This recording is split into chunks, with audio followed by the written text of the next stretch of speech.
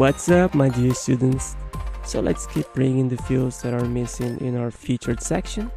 Let's start with this discount tag. Let's create a span here with the discount class. Well, now in here, I just need to echo out the value of the variable that stores the discount.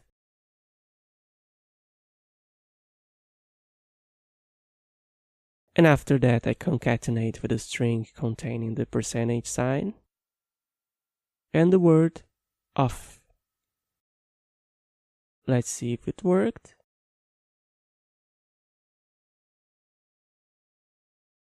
Great, amazing. Now our visitor will know the amount of the discount being offered on that product. However, you can't totally trust the user. They can forget to provide a sale price for the product, for example.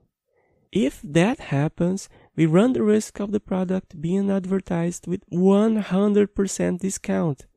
That can be a headache for the site owner.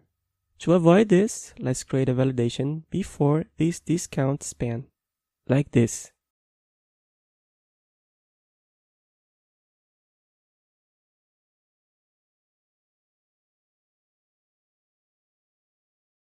What do I mean here? I mean this portion will only be displayed if the sale price is not empty.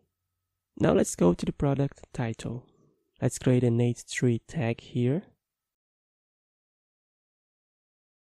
And inside it, a link. Since we're not in the loop, we'll have to find a function that allows us to print out the title of a specific post. If it was inside the loop, we could just call the function named the title. But we can get around this by echoing the getTheTitle function. And we pass the post ID inside it. The same thing works for the link.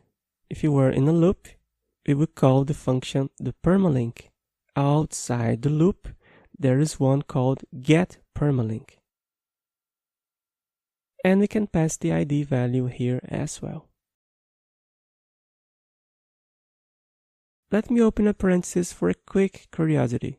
An interesting thing about WordPress that you only learn with time or a lot of study is how to use these functions inside and outside the loop.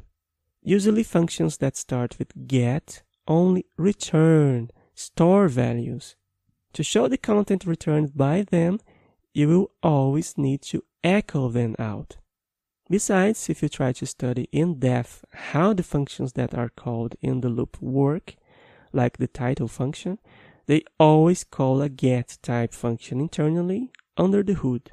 That's why they are also known as wrapper functions. There are many of them inside WordPress. And now, closing out the parentheses and coming back to the subject. Let's now bring the post description. Here we got the same thing. Outside the loop, there is a function to be used called getTheExcerpt. So instead of using the excerpt, we use getTheExcerpt as we are outside the loop. And let's call it here within a paragraph.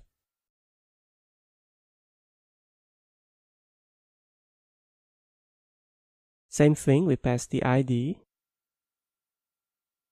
and we do an echo. Now let's go for the prices. Let's put the prices inside the div. Let's call it prices. The first price will be inside a span with the regular class. And the second inside another span with the sale class. Here inside the regular, we will do two echoes. The first one will show the currency symbol, which comes from the variable currency up here.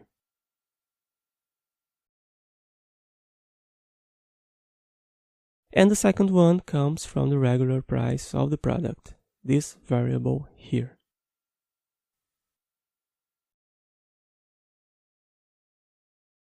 Let's do the same thing for the other span, just changing the variable.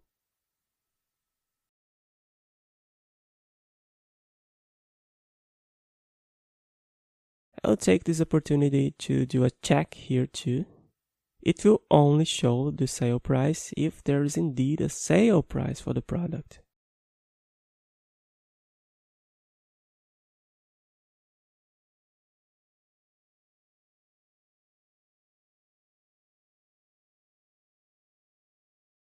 Let's see if you already got something on the screen. Alright, everything we called is already coming up here.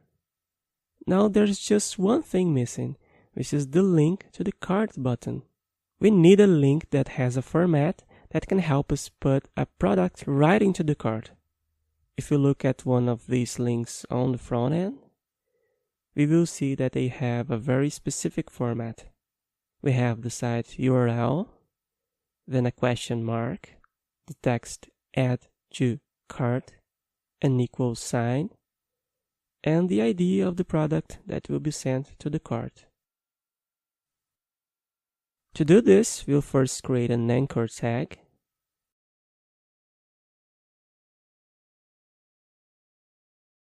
And inside the href, we're going to echo out the URL in the format we want.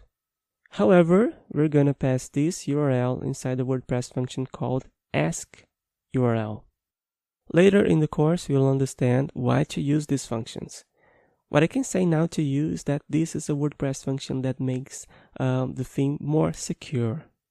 We're going to pass the string question mark add hyphen to hyphen cart equal sign and concatenate with the value of the product ID. We're going to add a class to this link so we can style it later.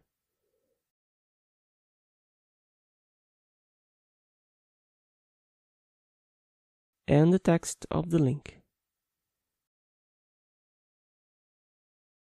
Let's see if it works.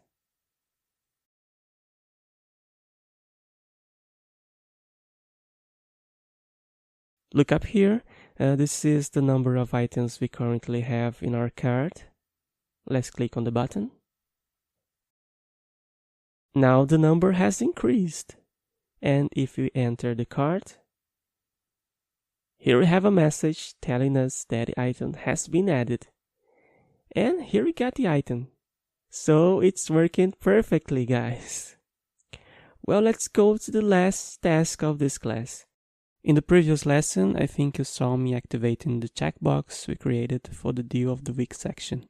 You saw that now we can control the visibility of the section on the theme by checking and unchecking that control. Let's see it once again. Let's go over to Customizer.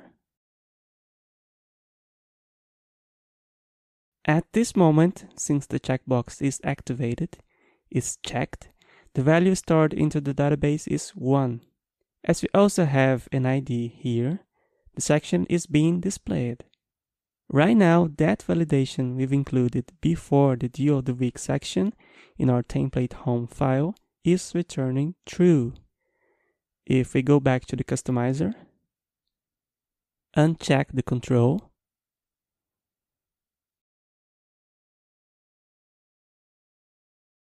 or remove the ID from here, the validation will return false, and the section will not display anymore. Let's undo our changes. And you see everything is working. Well, now that we've finished creating all the sections in the homepage template, we need to take some actions to make the theme work even without WooCommerce active on the site. For that, we're gonna wrap all these sections with that piece of code that checks if the WooCommerce class exists. We began the validation here.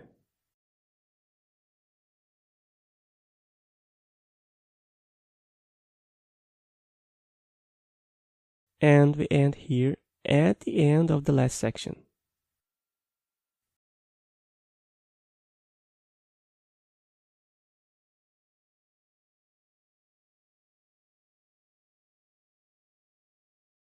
Now, if WooCommerce is not active in the theme or is not installed, we will only have the slider, the theme header, and later the blog and the footer. Well, I hope you have found all this useful. especially what we did within the customizer, because I think it's fantastic having this kind of functionality within WordPress. The customizer brings a lot of freedom to the theme and to the end user too. Now that you've learned very well how to use it, I'll leave you with a very simple exercise. Notice that the titles of all the sections here on the homepage are all hard-coded. How about turning all these titles into customizer fields? Watch out! When you're doing this, pay a lot of attention to the names of the settings and sections, okay? But you can do it, it's very easy. An interesting tip is that you can pass the default value to the field. To do this, you just need to use the second argument in the getThemeMod function, just as we passed the number of columns and rows in the popular product section. However, instead of passing a number, you pass a string. So well guys, that is it for today. As you can see, we have all the fields ready.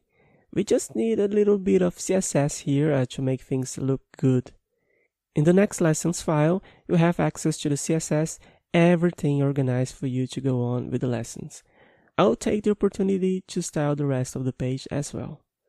So in the next lesson, I'll show you exactly where the CSS will be changed, right? You will also have the title fields created in Customizer, which is this task I want you to do. Check out the customizer.php file later to see if your answer to the exercise is similar to mine, okay? It doesn't need to be exactly the same answer, okay? The most important is that things must be working. So, I'll be waiting for you in the next lesson. Bye!